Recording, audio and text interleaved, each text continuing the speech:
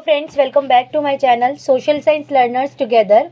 आई hope आप सब अच्छे होंगे, अच्छे से अपनी स्टडी और रिवीजन टाइम टू टाइम कर रहे होंगे। फ्रेंड्स, लास्ट वीडियो में मैंने आपके साथ शेयर करा था क्लास 6 का चैप्टर हमारा देश भारत का पार्ट 1।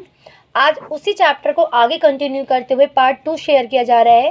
वीडियो की स्टार्टिंग से पहले आप सभी से रिक्वेस्ट है कि अगर अभी तक आपने मेरे चैनल को सब्सक्राइब नहीं किया है तो प्लीज़ चैनल को सब्सक्राइब जरूर कर दीजिए। वीडियो को एंड तक देखिएगा और पार्ट 2 देखने से पहले पार्ट 1 का देखना ज़्यादा ज़रूरी है, क्योंकि तभी आपको पूरे चैप्टर का बेस बन पाएगा। और वीडियो अच्छा लगे तो लाइक एंड शेयर करना तो बिल्कुल भी मत भूलिएगा। तो चलिए शुरू करते हैं हमारा आज का वीडियो। आज हम बात करेंगे भारत के भौतिक विभाजन के बारे में। तो जो भारत का भौतिक विभाजन है उसमें आपको पता है कि भारत में बहुत प्रकार की भू आकृतियाँ पाई जाती हैं, जैसे कि आपके पर्वत, पठार, मैदान, तट और द्वीप समूह। ठीक है, तो भारत में पर्वत, पठार, मैदान, तट तथा द्वीप समूह आदि जो है भौतिक आकृतियाँ पाई जाती हैं। अगर हम उत्तर की बात करें, ठीक है, यदि हम उत्तर की बात करें तो उत्तर में बर्फ़ से ढका हिमालय संतरी का कार्य करता है। यहाँ बात अगर हिमालय की करें तो हिमालय जो शब्द है वो दो शब्दों से मिलकर बना है, जिसे पहला शब्द है हिम और दूसरा है आल्य। हिम प्लस आल्य का मीनिंग क्या है?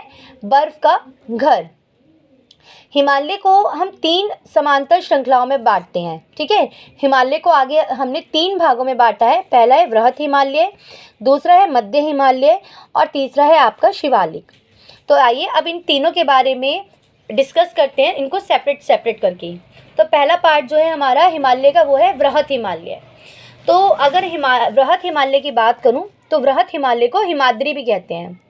ठीक है, दूसरा विश्व की सबसे ऊँचा जो शिखर है, अब उस विश्व का सबसे ऊंचा शिखर जो है वो भी वृहत हिमालय में ही स्थित है।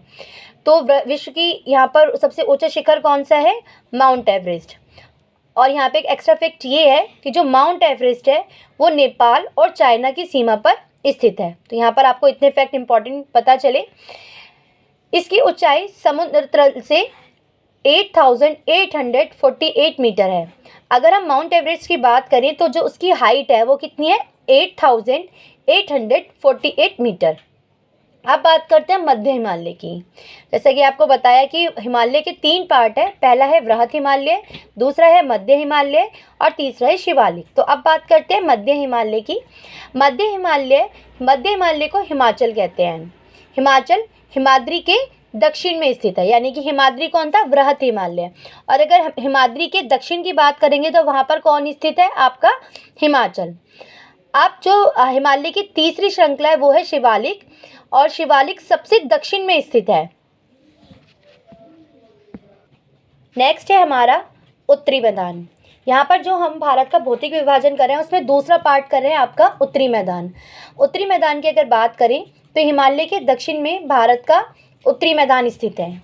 उत्तरी मैदान समतल और सपाट है। ये इसकी खूबियाँ हैं, ये इसकी अगर हम बात करें लक्ष्य हैं, ठीक है, कि इसका जो इसके जो महत्वपूर्ण अब बात करें विशेषताओं की तो वो क्या है? ये समतल और सपाट है। उत्तरी मैदान सिंधु, गंगा और ब्रह्मपुत्र, आपको याद रखना है ये 3 नदियाँ प्रमुख हैं, सिंधु, गंगा और ब्रह्मपुत्र, और इनकी सहायक नदियों के द्वारा लाए गए जलोढ़ निक्षेपों से बने हुए हैं। यही नदियों के ये मैदान कृषि के लिए उपजाऊ भूमि प्रदान करते हैं। इसी कारण उत्तरी मैदान जो है इनमें जनसंख्या अधिक पाई जाती है। कई बार पूछा जाता है कि उत्तरी मैदान में जनसंख्या के अधिक होने का कारण क्या है? इसका कारण है वहाँ की उपजाऊ भूमि, क्योंकि अगर भूमि उपजाऊ होती है तो वहाँ पर कृषि के अच्छे रिसोर्सेज बनते हैं, और कृषि के अच्छे रिसोर्सेज बनते हैं तो वहाँ पर जनसंख्या भी ज़्यादा पाई जाती है।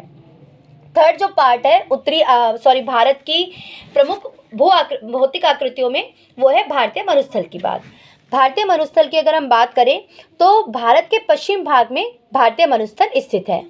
भारतीय महामरुस्थल शुष्क, गर्म तथा रेतीला स्थल है। ये इसकी भारतीय मरुस्थल की विशेषता क्या है? कि वो शुष्क होता है, गर्म होता है और रेतीला होता है। और वनस्पति की मात्रा बहुत ही कम होती है। बात है अब भौतिक विभाजन में 4th पार्ट की, वो है प्रायद्वीपीय पठार।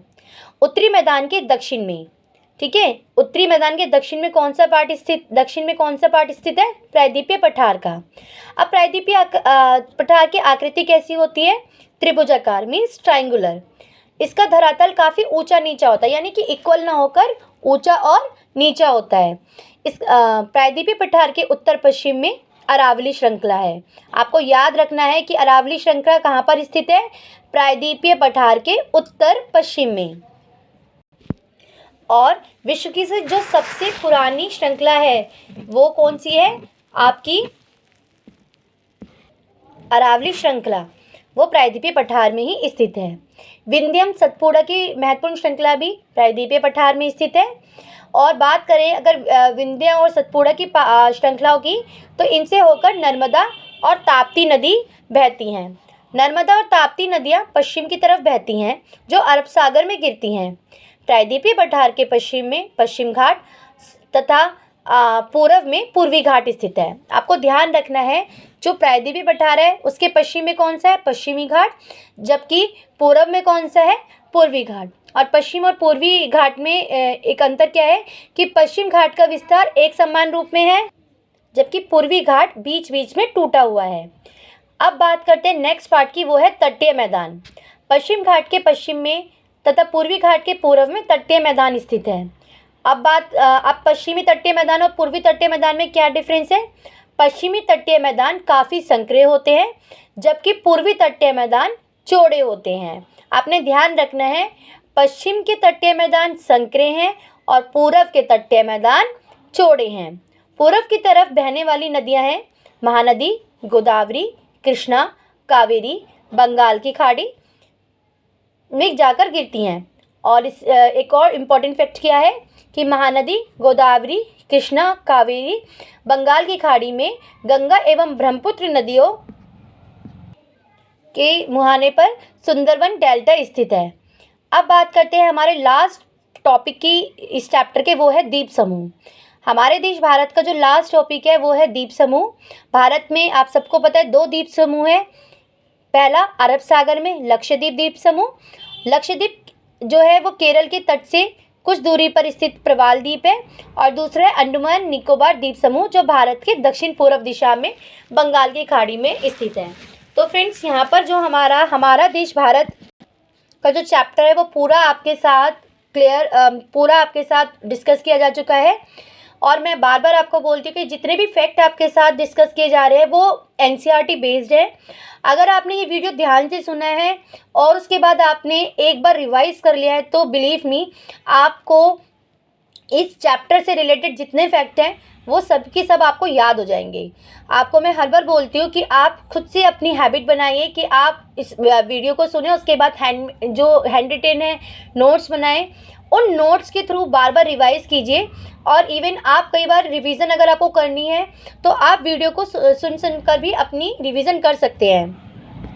फ्रेंड्स, आप सबसे रिक्वेस्ट है कि आप सब वीडियो तो पूरा देखते हैं लेकिन चैनल को सब्सक्राइब करना आप भूल जाते हैं। तो आप सबसे रिक्वेस्ट है कि प्लीज़ आप चैनल को सब्सक्राइब ज़रूर कीजिए, क्योंकि जो आपका एक सब्सक्राइब जो होता है ना, वो मुझे बहुत 100% मोटिवेट करता है और मुझे मन करता है मैं जल्दी से जल्दी आपके साथ किसी नए चैप्टर की वीडियो शेयर करूं।